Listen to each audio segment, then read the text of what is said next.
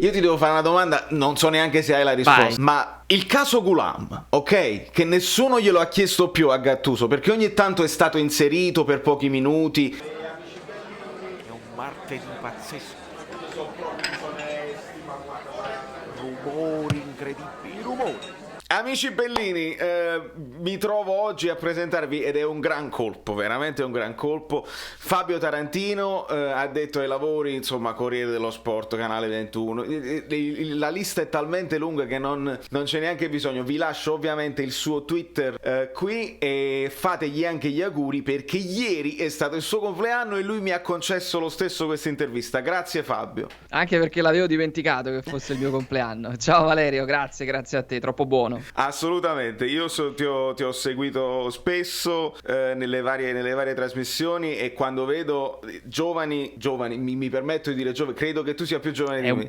È un bel complimento, giovani, alla nostra età, alla mia età. Preparati, quando vedo i giovani giornalisti preparati, io mi sento onoratissimo di poterti avere qui con noi. Grazie. Fabio, ci troviamo in un periodo, però avrei voluto chiamarti in un periodo più roseo. Purtroppo il Napoli si trova a dover affrontare questa crisi, la possiamo chiamare crisi, insomma, la partita col Granada. Che dettagli ti fa venire in mente? Che situazione è? Crisi sì, ma relativamente, perché è dall'inizio della stagione che, ecco, magari i risultati arrivavano anche prima, ma il Napoli, salvo qualche partita come quella contro l'Atalanta, non è che abbia convinto sempre al 100%. Ora ci sono anche gli infortuni che possono anche concedere qualche alibi a Gattuso e alla squadra, però indubbiamente questo è un Napoli che, ripeto, dall'inizio dell'anno ha dato modo ai tifosi, anche a noi addetti ai lavori, di pensare qualcosa non funziona, e non è colpa solamente di Gattuso. Certo è che da quando l'attenzione dal campo si è spostata anche all'aspetto societario, al rapporto tra Gattuso e De Laurentiis, a questa diatriba a distanza, guarda caso il Napoli ha smesso di vincere, di fare bene, tranne che contro la Juventus, che è una partita nella quale il Napoli si autoalimenta, perché basta dire Juventus e i calciatori che vivono comunque la città sanno che quella è una gara che conta molto di più, e quindi è una crisi che va avanti da un bel po' di tempo, e la sconfitta contro il Granada, infortuni e assenze a parte, è naturale conseguenza, ripeto, di un problema generale che abbraccia tutti, abbraccia i calciatori, Gattuso, il direttore sportivo, le scelte di mercato, De Laurentiis e il suo operato negli ultimi mesi, quindi non ci dobbiamo stupire nel raccontarlo di questo momento che sta vivendo il Napoli. La tua riflessione è giusta, perché alla fine tu dici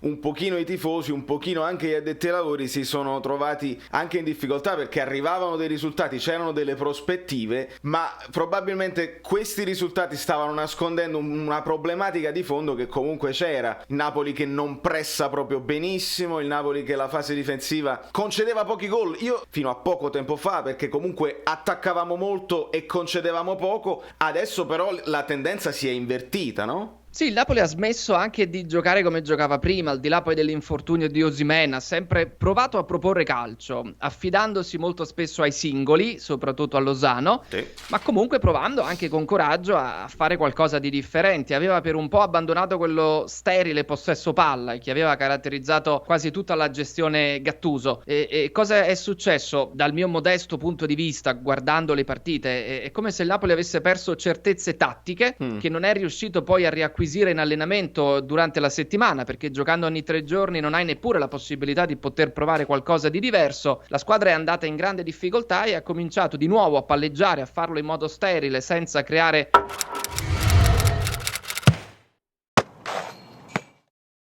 grosse occasioni, a meno che non ti capiti la domenica perfetta contro la Fiorentina in cui segni subito 2-3 gol e poi lì per inerzia la partita la vinci e dai l'impressione anche a noi che abbiamo raccontato e che raccontiamo il Napoli che le cose si siano aggiustate. Poi ti accorgi che la domenica successiva perdi, poi ne perdi un'altra e altri 6 gol non ne fai più, e quindi il problema di fondo resta ed è un problema tattico, ma mi ripeto è anche ambientale, perché poi i calciatori avvertono la tensione che ormai c'è tra Gattuso e De Laurentiis, che non perdono occasione, soprattutto l'allenatore, per rinfacciarsi qualcosa. Lo hanno fatto a mezzo stampa recentemente, lo ha fatto Gattuso, probabilmente lo fanno anche a microfoni spenti. Questo non giova poi al risultato sportivo della squadra, e aggiungo di una squadra in cui ci sono elementi che probabilmente in modo inconscio stanno già pensando al futuro, perché c'è un calciatore in prestito che probabilmente non verrà riscattato, ce ne sono altri in scadenza di contratto. Non dico che non si impegnino, anzi tutti provano a dare il massimo, però involontariamente in una situazione del genere capita capita che magari mentalmente non sei proiettato al 100% poi su quello che dovrebbe essere il tuo lavoro, e anche per questo motivo il Napoli sta avendo delle difficoltà.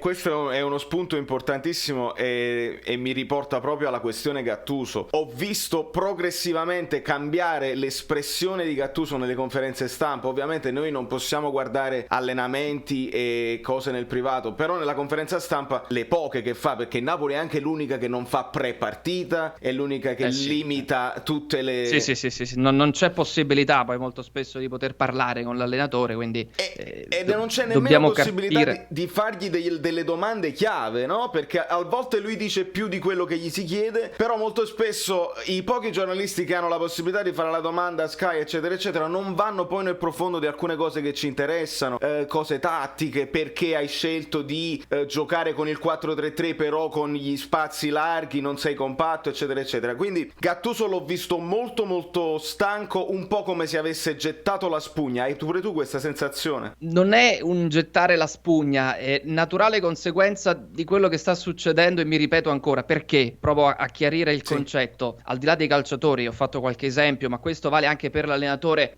Gattuso criticò De Laurentiis perché De Laurentiis stava cercando altri allenatori, che è legittimo, perché tutti quanti, non solamente i presidenti ma anche degli imprenditori, se sanno che c'è qualcuno che andrà via dall'azienda, devono in qualche modo poi trovare dei validi sostituti. E lo stesso però vale per Gattuso, che ha detto: io non mi sono seduto a tavolino a parlare con altre società, e vabbè, questo ne va del tuo lavoro, della tua serietà, ma è ovvio che un allenatore che è in scadenza di contratto, che sa che andrà via, anche lui intorno si starà guardando, quindi è tutta una stagione che si avvia alla fine in realtà senza un vero obiettivo. Sì, c'è la Champions League come obiettivo, ma non è lo scudetto che il Napoli di Sarri inseguiva nel 2018, per cui Reina in scadenza pensava solamente al Napoli o tutti gli altri. È una situazione in cui la squadra prova a fare quello che dovrebbe fare, e ogni tanto ci riesce perché poi le individualità sono importanti, ma spesso emerge questa difficoltà collettiva da parte di tutti. Non c'è un solo colpevole, in realtà non c'è un solo colpevole, però è un peccato perché il Napoli in questo momento esce dalla Coppa Italia, perde la Supercoppa con la Juventus, è ancora in bilico in Europa League, non è certa della Champions. In realtà questa è una stagione che si può ancora raddrizzare, ma tocca farlo subito, e tocca farlo soprattutto ai calciatori con Gattuso, che dovrebbero trovare poi in campo il mordente giusto e anche l'atteggiamento giusto per provare a vincere quante più partite possibili. Invece ogni tanto ci sono sempre i soliti errori, e il Napoli è come se non imparasse poi mai da quelle che sono state le proprie leggerezze.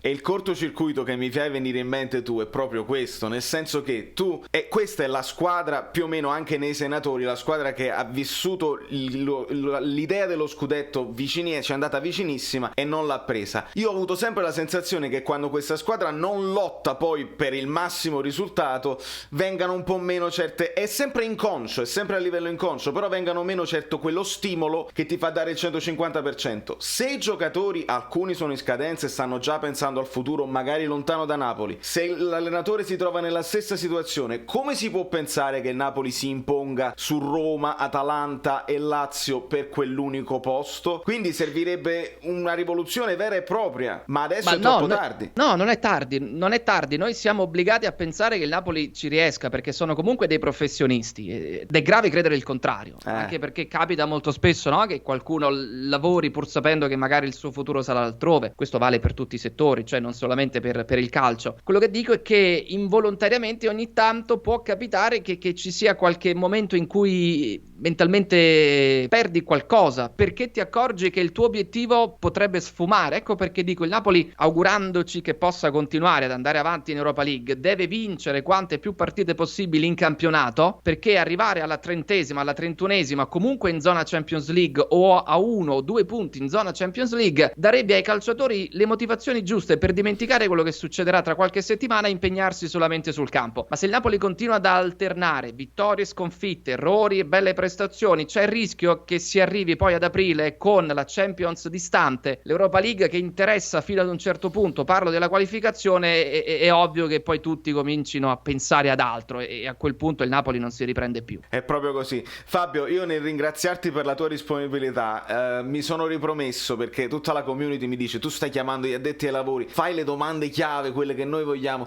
Io ti devo fare una domanda, non so neanche se hai la risposta. Vai. Ma Il caso Ghoulam, ok? Che nessuno glielo ha chiesto più a Gattuso, perché ogni tanto è stato inserito per pochi minuti, sembra che non faccia parte del progetto. Come si può, se un giocatore che non è a tutti gli effetti disponibile, perché quando ce l'hai o non ce l'hai comunque non gioca, come può il Napoli puntare su Mario Rui e Ghoulam? Si pensava sempre facciamo giocare Yusai dall'altra parte, cioè qual è il peccato La questione originale? terzino sinistro, praticamente, perché il Napoli non compra un terzino sinistro, e questa è la tua domanda. È un peccato originale troppo grave, perché Malquit non lo vedeva, quindi sei rimasto comunque con 3 terzini soltanto. È una domanda molto complessa, dà una risposta molto semplice. Ghoulam, dopo quel doppio infortunio, è stato sfortunatissimo e non è più tornato quello di una volta, per struttura fisica, per età, per tanti fattori che non ha potuto prevedere né tantomeno controllare. Perché il Napoli non lo ha ceduto? Perché lui ha rinnovato il contratto mentre era infortunato, che lì per lì sembrò un bel gesto nobile da parte del Napoli, un po' come fece per Milik, che comunque fu sostenuto in quel periodo anche senza rinnovo. Nel caso di Ghoulam anche con il rinnovo di contratto, tra l'altro a cifre importanti, perché aveva fatto molto bene. Però lui non è più tornato Ghoulam. Questo ingaggio era ed è tuttora molto pesante, perché Ghoulam, non dico le cifre, ma guadagna tanto, guadagna anche più di calciatori che in realtà meriterebbero molto più di lui per quello che danno e hanno dato in questi mesi, e quindi la questione economica barra bilancio pesa nell'idea societaria di gestione di De Laurentiis, che è sua e personale, va assolutamente rispettata. Però il Napoli intanto si è ritrovato sul campo. Se da un lato, da un punto di vista del bilancio, comunque De Laurentiis è riuscito a mantenere i conti in ordine, in campo il Napoli ha pagato poi questo deficit, anche con l'usura di Mario Rui, che si è ritrovato ad essere da riserva di gran valore, sì, un titolare fisso. Ha subito critiche anche ingiuste, perché non dobbiamo mai dimenticare che il Napoli lo acquistò per diventare alternativa a Ghoulam, e che quando c'era Sarri e Ghoulam era al 100% lui non giocava praticamente mai. Vero. E quindi questo è uno dei grandi dilemmi del mercato del Napoli degli ultimi anni, ma è un dilemma che abbiamo già risolto, perché le motivazioni sono prettamente economiche. E più o meno lo stesso sta succedendo anche per Di Lorenzo, che lo stiamo usurando un pochino. Adesso Yusai non è disponibile per infortunio, però c'era questa anche lì, 3 giocatori, ma qui probabilmente mai visto. Gattuso ci ha lavorato quest'estate, ma evidentemente non... No, ma non c'è stato feeling. Ma poi vale anche lo stesso discorso per Llorente, cioè il Napoli a gennaio non ha acquistato nessuno e ha ceduto molti calciatori per motivi di bilancio, perché doveva comunque far spazio a nessuno, ma doveva liberare caselle e stipendi che erano comunque pesanti, di calciatori che non davano in campo quello che avrebbero potuto dare. La società ha fatto una scelta, Gattuso magari un po' controvoglia lo ha accettato, però intanto il Napoli adesso si ritrova nel pieno dell'emergenza. Certo, non era facile prevedere 10 infortunati, però sicuramente qualche scelta poteva essere differente, di mercato e non solo. Resterei ore a parlare, ma ti voglio lasciare andare. Ragazzi, stavo chiamando un applauso generale indifferito. Solo grazie, va bene, solo grazie. Ti arriverà, ti ringrazio tantissimo. Grazie. Fabio Tarantino, ragazzi miei, grazie ancora Fabio per la tua disponibilità, tanti auguri ancora. Grazie Valero, grazie a te, complimenti per questa bella iniziativa e per i tuoi video, perché sono belli, hanno grande ritmo, che è la cosa fondamentale poi sul web, quindi ti ringrazio anche per avermi chiamato. Ciao. Grazie mille, ciao. Amici bellini, siamo arrivati a 5.000, bravi, ma adesso abbiamo un altro obiettivo, sono i 7.500. Dopodiché la giveaway avrà il sapore di magliette un po' diverse. Iscrivetevi al canale, poi c'è stato da Saverio Solo, non mi ricordo come mi chiamo.